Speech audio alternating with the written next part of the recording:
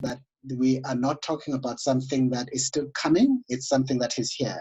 Just to refer to another statistic that I picked up, it's said that in the US, 40% of small businesses have had to close down already.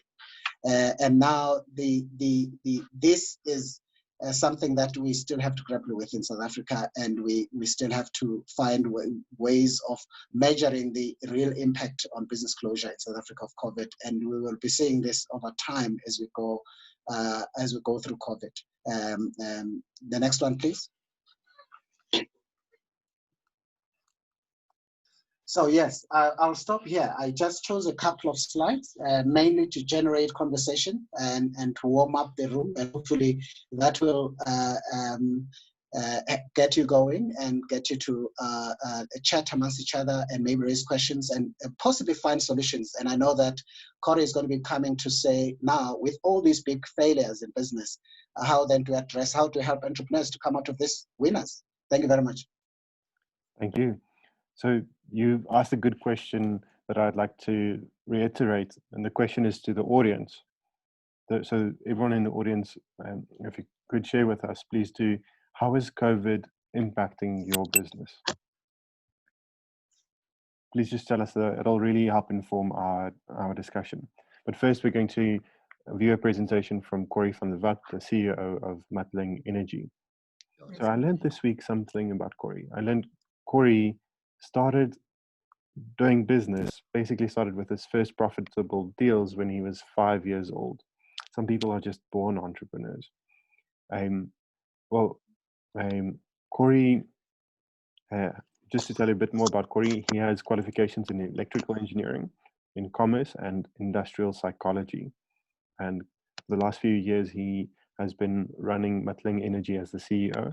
And in that capacity, he has won awards as Entrepreneur of the Year and Mentor of the Year. Corey, thank you very much for making time to join us for this webinar.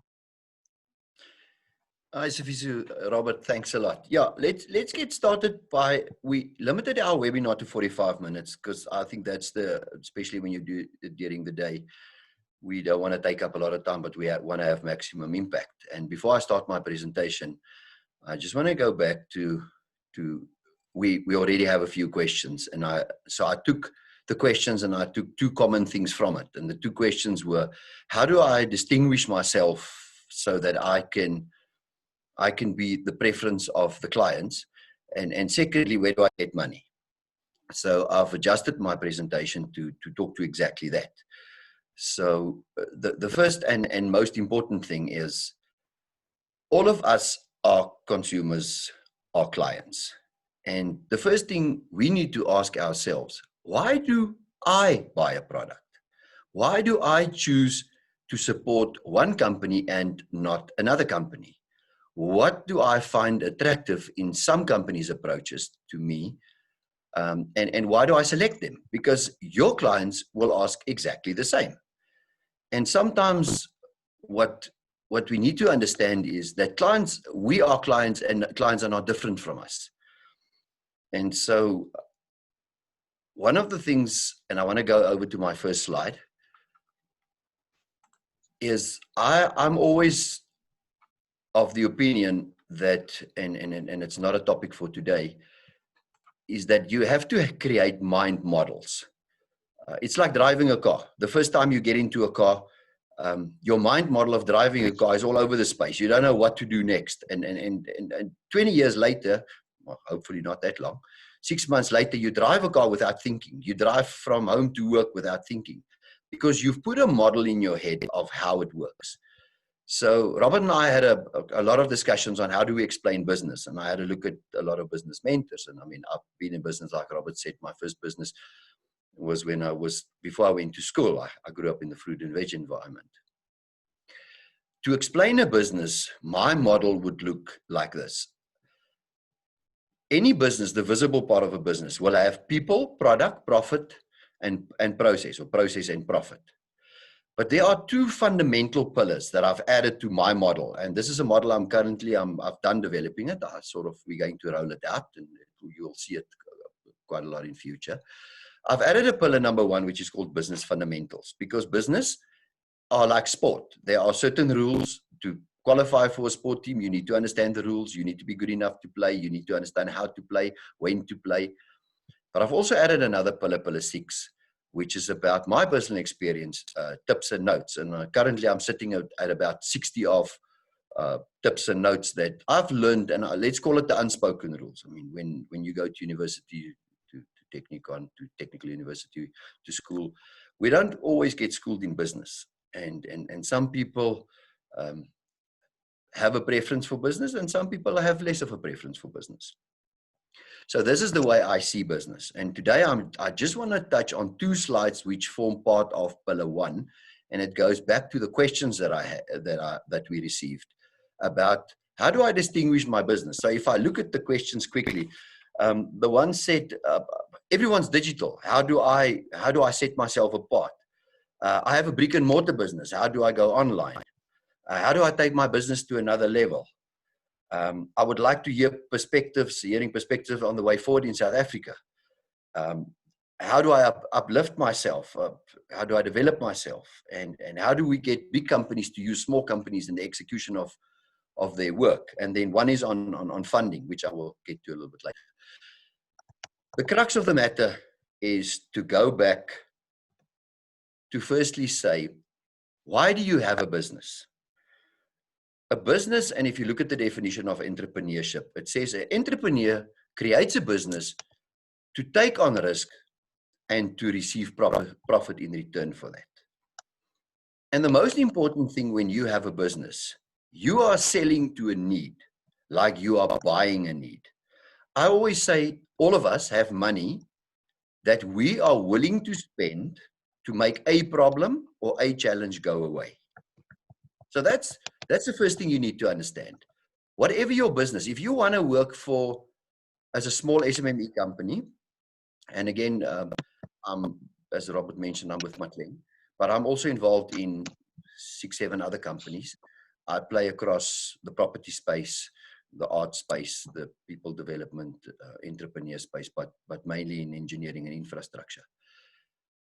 So I understand as an entrepreneur that I need to find a need that someone's willing to pay for. But it doesn't stop there. I need to take that need to a solvable problem, a defined problem. Now, I used, you see, I wrote there drill bit. Now, maybe I need to explain, because earlier the week I explained to someone, it's like when you go into a hardware store to buy a drill bit, but I could see the person didn't really understand the concept of a drill bit that well. So a drill bit in my world goes into a drill and it drills a hole for something to be fixed to. And I'm using it in that context. So if someone walks into a hardware store to buy a drill, they're actually not looking for a drill. They're looking for a drill to do something with. And most of the cases, it's to drill a hole into something. Now, if I'm the salesperson, I have 2 approaches. The person can come in and say, I want a 5mm drill. And I can give the person a 5mm drill. They'll pay for it and they'll go home. And most probably find it's the wrong drill, because you get different drills for masonite, for concrete, for steel, for wood. Again, the hole can be 10 meters up in the air. It can also be fulfilled by a product like no more nails. So you don't have to necessarily drill. So I need to understand. I always say all the clients that we work with know exactly what they want, but not always what they need. And if you sell to a want, you have a business. If you sell to a need, you develop a relationship, because I'm actually helping the client to understand their problem better before I sell to them. And that is how our business works. We don't sell drill bits. We understand what the client's trying to solve. And then from that, with a client, we derive a solvable problem that we have 2-way communication. Client's willing to pay and we can deliver. Going on to the next point, positioning your solution. People buy from specialists. I want to buy from someone with a value offering that know more about my problem than I know. Otherwise, I'm not really interested. It's like when you buy or you need a pair of glasses, you go to an optometrist. But you could also go to a pharmacy and buy glasses and go and stand and look and find the pair that suits you best. So if I go to the sort of dispensary or the chemist and I I put on the glasses, and suddenly I can see very well with them. And then someone says, but you can't do that. You need to go to an optometrist. And I go to the optometrist, and afterwards I see worse than I saw when I was in the chemist. The optometrist didn't solve my problem because I found a problem. I found a solution better than that. I'm willing to pay someone else. So you need to understand, and I'm going to define the word specialist a little bit later. The most important thing, whether you are salaried, entrepreneur, whether you work for yourself, the successful people around money understand what are they getting paid for. Because if I understand what I'm getting paid for, I can do more of that. If I don't really understand what I'm getting paid for and why I'm getting paid for it, it's harder to extend that business to other people. And it goes down to selling. And I mean, we can spend most probably a day on how to help people to sell. But understand that selling is an art. And you're not selling from your world. You're selling to someone else's need, someone else's world. So you have to explore. If you want to be a selling master, you have to sell from the point of view of the buyer, not from the product you've created and hopefully someone's going to buy it. And again, I would like to have a webinar just on selling and selling to a need. But I've tried to help you to understand if I have a digital business and I want to go digitally online, that there are competition of most probably 100 businesses that sells to a better need than I will have. And the only way you're going to distinguish yourself is to get to the client that prefers your service and are willing to pay for it. And that's my next slide. Why do a client buy from you? Why will the client select your solution? I think as a business person, it's hard enough to find a flippant solution that someone wants to buy. Never mind why they will select yours. And there's one of the South African leading youngsters in terms of business that said, you know what, if you Google plumbing or a plumber in the Gauteng area where we reside, you'll most probably find 600,000 of them. I'm still looking for a good one. So what I'm trying to say is not that plumbers are bad. I'm saying that you can be in a position where there are hundreds of thousands of other businesses, but you just sell to a better need and people will buy from you and not necessarily from someone else. So the first thing you need to understand, find the client's drive. And that's why I started off by saying, if you go to do shopping, what motivates you as a person to pick one company over another company? Because if you understand that, you will understand why will a client select another company over your company or your company over another company. To simplify it, you need to find the client's drive. The client's drive generally in business lies in profit. The client wants to acquire your services because they want to make profit from it or gain from it. The second one is if they're not going to gain from it, they want to make a saving from it or both. And I should swap the next two. So the profit and the saving will go to a value exchange. How many of you will buy something and then afterwards go home to feel unhappy about the value you got and go back and buy it again? Most probably none of you. Because at the end of the day, we will value what we spend our money on because it's an exchange and it will leave us happy and satisfied or unhappy or unsatisfied. So one of the ears I've developed is to listen to the people in our business environment, to the unhappy clients, and I listen to why they are unhappy. And I know if I can fix it, they're one of my future clients. And that's most probably the easiest to pick up business. Then what you also need to understand, clients buy from people they know, like, trust, and need. So let me go into a little bit of depth of that. People don't buy the best. They buy what they understand and from what they know is available. So if people don't know of your existence, if you have this little shop, and again, the second question was about brick and mortar to online. You can do brick and mortar and online. You can slowly move from the one to the other one, depending on the client base. But if people don't know you, they are not going to know to buy from you. And once they know you have a product, you need to, and our brains work like this, last in, first out. So if they know you have a product a year ago, when they think of a solution, they're not going to think of you because they spoke to you a year ago. So the first one is they need to know you. Secondly, if you really want to make a good bond, they need to like you. Very important thing, they need to trust your solution. It goes back to value exchange.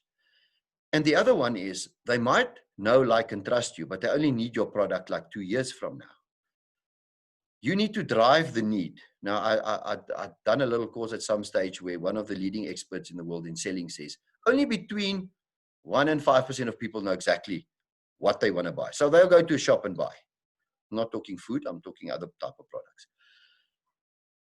You need to drive the need in terms of helping people to find it, define it, and know they need it immediately. So that is the important part of it. And then the next one is something that we joked about when we started off, about 3 Sophisus and 3 Corries. And I would love to run a little, and maybe let me look at the time. Okay, we've got 15 minutes left, so I'm not going to run the experiment today. You'll understand that a lot better. But I proud myself of putting together successful teams. One of the very important things in putting teams together, you need to work with people to their how of engagement. So today I'm going to limit it. I mean, we do a lot of profiling, and a lot of people hate personality profiling, behavior profiling. And because, can I say, most probably it's done by someone that doesn't understand it as well as they should. If you really understand it, it's a very useful tool. So let's just go to a quick distinguish between people that are sort of left brain preference versus right brain preferences. Left brain preferences normally relates to reality, criticalness, and to punt clarity. If I'm a strong left brainer like I am, I don't care about bonding. I don't really care about the relationships to the extent of clarity. For me, I want to understand what we need to solve. So I sometimes forget about to keep everyone happy. That's why I build a team of people that help me with that. On the right brain side, they have a very good feel for people, very creative, and they punt harmony. For them, it's harmony. Now, if you look at the business over the last 50 years, when I was a lot younger, business was only about the bottom line, not about the environment, not about other people. It was about the bottom line. Lately, you'll hear a lot where people say, "Yeah, but you can't do that because it's not good for the community. It's not good for the environment." So the thing is, as you get from a business approach, someone's going to look at clarity and someone's going to look at harmony. You also need to establish, is your client a clarity person or a harmony person? Because your selling angle will have to speak to the off-taker. And if you're a harmony person and people make you feel bad, you're not going to buy from them. If you're a clarity person and they don't give you the information you want, you're not going to buy from them. So your business needs to adjust to your clientele's how of engagement. And then the last one on this slide is you need to combine all of the above to cement your sales. So on my next one, and I want to keep it short because we want to leave at least 10 minutes for questions. We had a look at the C4G statistics. Just to be practical, I've noted these few points. Please understand business fundamentals. I've actually made a video and it's too long. I'll redo it. That I explain what business fundamentals means. So I'm not going to go into the detail of that. Understand different businesses get impacted differently. There are lockdown winners and lockdown losers, as per Sophisus slide. If you the part that I'm in, half of the businesses I'm in are lockdown losers, the other half are lockdown winners.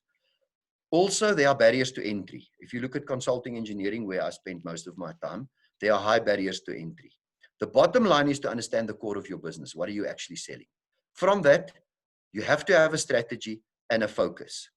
You have to look at new opportunities. And I think two things are very true about the current nature of technology. You can go and look what your kind of business is doing in Australia, in America, in Nigeria. So there's a world you can go and research to find out what are people doing that I'm also doing? And what is their strategy? What's their focus? How do they harvest opportunities? You will have to reposition yourself.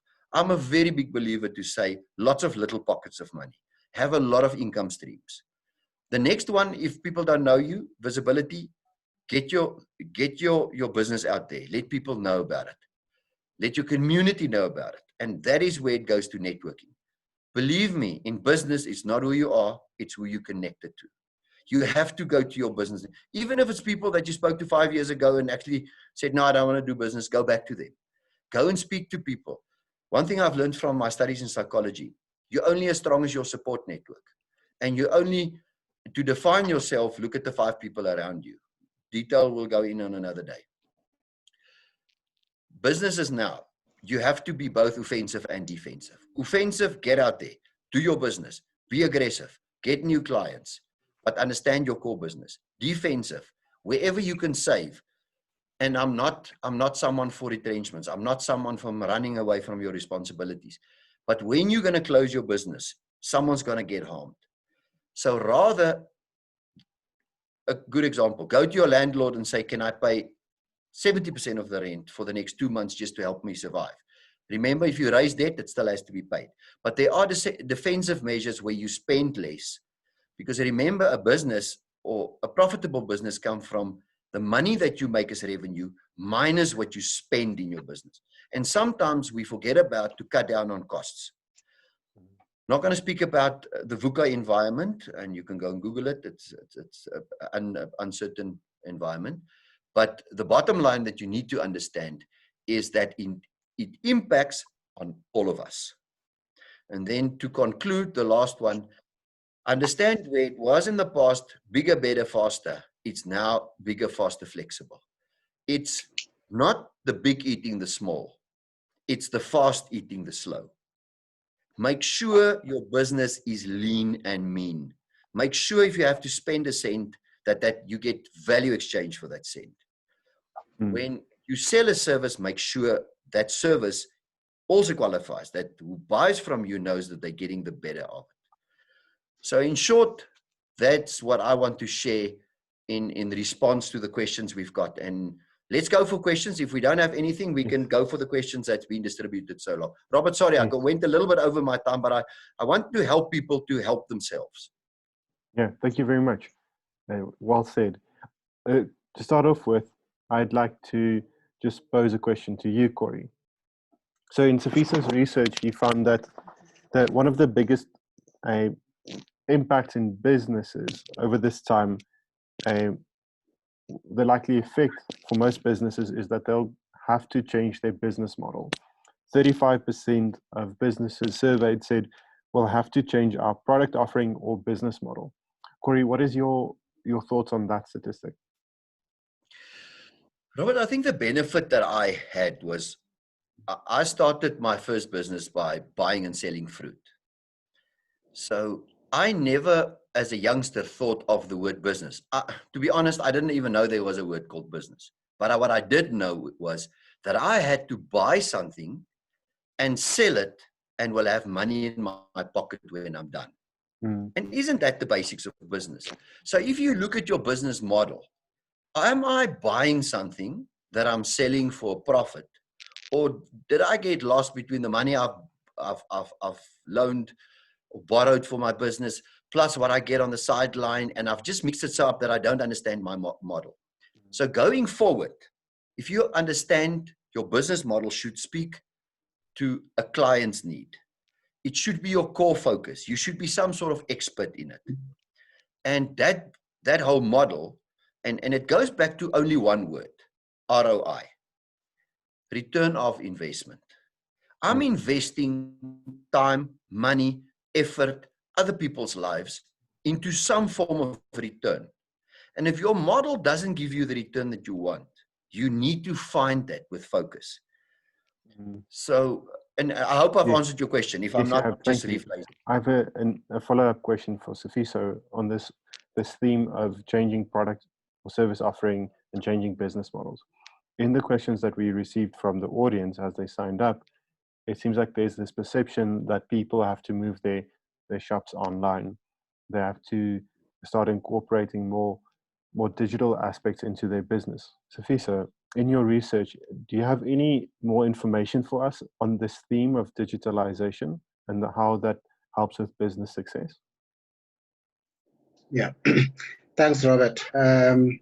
It's a very important question, and it's an important discussion. It's very topical among many circles within the entrepreneurship development space because of the migration of literally everything into digital.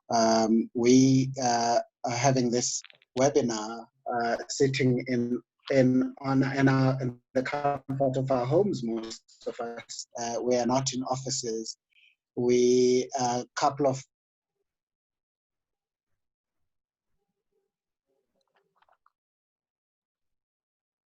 Sifiso, I'm sorry. to move to digitize and to move with the times. The study itself that we carried out. Can you still hear me? Yes, we just lost you for a second there. Would you please repeat that? Okay, that's fine.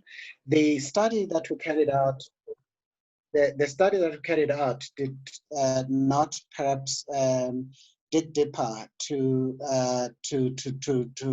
be able to, for me to be able to answer your question, but I can make a comment that says, yes, digitization is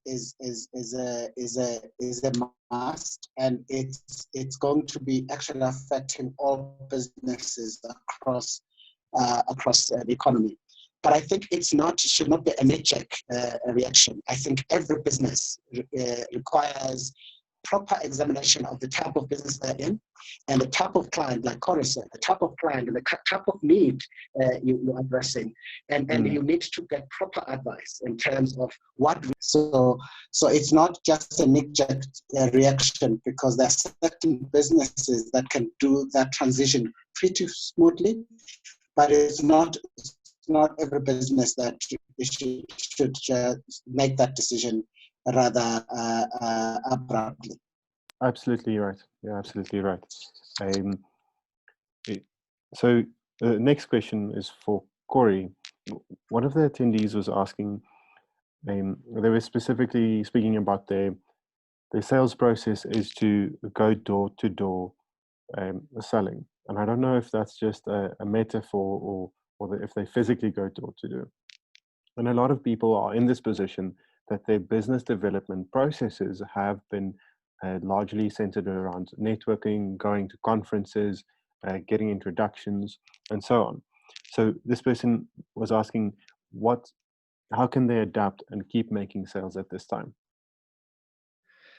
I think if you physically in lockdown, like we were in level 5 and to some extent in 4, obviously you cannot go out. Your door-to-door will most probably be digitized. And again, I mean, there are so many social platforms, and I don't want to name any of them to benefit the one above the other, because they all have like their own culture, if I can call it that. And I think it's most probably in my lifetime, the easiest to ever start a business. And if you go to a social platform, you register, you start getting followers, and you put your product on there. And yes, you'll most probably go 6 months before you start selling decent numbers, because people don't know, like, and trust you immediately. You need to build a bit of a following. You need to, I mean, if you go to something like, let's not mention the name, eBay, people want to see that your transactions are legit, that the people are 100% satisfied. So you'll most probably have to go to a digital platform. And I think if we think COVID is a big challenge to our businesses, I think the 4th industrial revolution and now the 5th one will be far bigger, because there are different dynamics, and I would love to at some stage have a webinar on that. We did a speech at the MEU last year about the future of that. So let's go back to digitization. So you go online. The benefit that I really like, let's say I've got a brick and mortar business and I go online.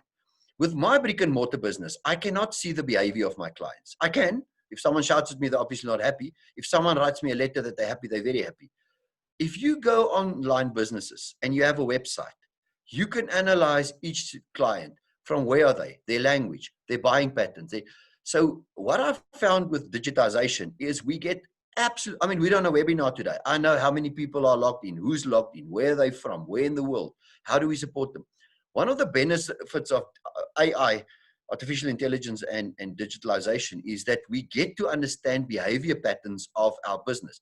I mean, I was mentioning that I made a video earlier. So I made a video for 38 minutes. And Henk had a look at it. And he said, Dad, you've got a 70% fall off in the first 15 minutes. It means it's too long, or it's not addressing the client needs. So immediately I can answer that. If I go and I do a presentation in front of a crowd, everyone will tell you, yeah, that was great. And they think, I wasn't that great.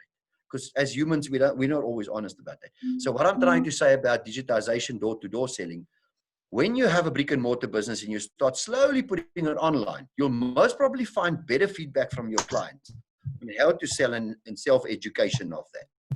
And so yes, the digital world is here. And flexible work environments are here to live with. So you have to understand part of your business has to go online if you want to make have more pockets of income.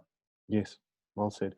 So we're running out of time, but what I'd like to do to conclude is just get some concluding remarks regarding this potential new dawn for small and medium businesses. Sifiso, would you make some concluding remarks for us? Yes, thank you. I think certainly entrepreneurs out there are, I think, confronted with a very difficult environment. The drying up of customers because of the lockdowns, depending what sectors of the economy you are in. There's still quite a significant number of businesses that are still closed at this moment. Some of them will only be opening on level 1. And that's very serious. And a lot of people are unemployed as we speak. But I think it's important to say the message is a bit gruesome, a bit depressing. But I think there are some exciting things coming out of this. And one of them is that there are entrepreneurs and they are within certain sectors of the economy who are actually in the boom as we speak. And I think that's important. And a lot of entrepreneurs have indeed, as per Corey's advice, adapted their business models and have found a way to ride on the crest wave of COVID-19. And I think it is possible for businesses to actually make the turn. But I think it's finding the right advice and the right support to be able to do that. And I think that will be my message, that I think it is possible. We need to do this because we need to do it for ourselves as entrepreneurs, but we need to do it for the economy of South Africa. Thank you. That's very encouraging. Thank you. And Corey? Okay, I've got 4 points and let me just write that down. Okay, I think the first and most important thing about an entrepreneur is they understand how to make money. And I will go back to what I said earlier, lots of little pockets. And the best money you make is the money you make while you're sleeping. So always look at annuity income deals. I mean, if I just look at the renting space at the moment, we used to buy printers, we used to buy plotters, we used to buy stuff. We used to, even I'm in the DIY space, we used to buy the drills, but now you rent everything. And rental, you can rent some of your own stuff. I mean, just be out of the box with helping yourself to have multiple little streams of income. I saw on Sifiso stuff, 95% of people don't have an alternative income. It's extremely dangerous when one dries up and it dries everything up for you. And again, back to making money while you're sleeping. I mean, if you have a rental property, while you sleep, you still get your rent, whether you attend to the property the month or not. So diversify if the core is not serving you well. But try and get more. So 2 points. Get a network, get more than one income, even if you just start off with very small income. The next one is, there was a question about funding. How do I get funds? This was for an NGO. So any form of funding, only 3 people will give you funds. Either a sort of a bank where you have to give a surety, or you're going to get a venture capitalist that says, I like your business model, so I'm going to put money in and I might lose it, but I want a cut of it. And the last portion, there are more categories, but I'm going to just, for sake of time, keep it short. You have angel investors. Okay. So when you want any form of money, you have to start with a business plan that the provider of money, the investor, will believe in. Again, if someone comes to borrow money from you, whether it's your neighbor or your family, and they say, yo, I really want to borrow 100 Rand from you. What do you want to do with it? No, I want to go and buy a bottle of whiskey. No, I'm not borrowing you money. So the off-taker looks whether they're going to borrow you money for your business, or angel investors when you get a grant for a business. You have to convince them in a business plan that they're going to have some form of value for the money that they're going to give you. And so any money you want, need to have a business plan that convince someone else to part with their money because there's some benefit for them in it. If I'm a big company and I want to use an SMME company as a small 30% company, If that SMME company is not up to scratch with the service I need to deliver, it's not going to work.